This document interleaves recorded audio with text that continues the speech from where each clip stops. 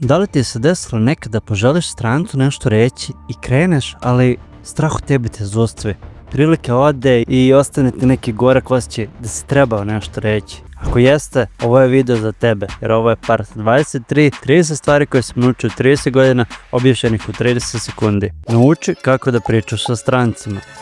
Nikad ne znamo koga možemo upoznati i kako nam taj neko može promeniti život. Svi naši prijatelji su nam jednom bili stranci. Samo moramo biti otvoreni da nam neko nov uđe u život i da interakcija prođe loše, da se izblamiraš, možeš samo ostati zanimljiva uspomena, a svakako ta osoba će ostati stranac, kao što je i do sad bio. A ako prođe dobro, nagrada je uvek velika. Pričajte sa strancima, jer ako se nalazite na istom mestu, već imate bar jednu zajedničku temu, a verovatno i slične interesovanja. Uz to, preporuka za ovu knjigu i generalno za kanal Yes Theory i njihovu priču. Jer tamo ima mnoštvo klipova koji dokazuju da su stranci ljudi koje samo još nismo upoznali.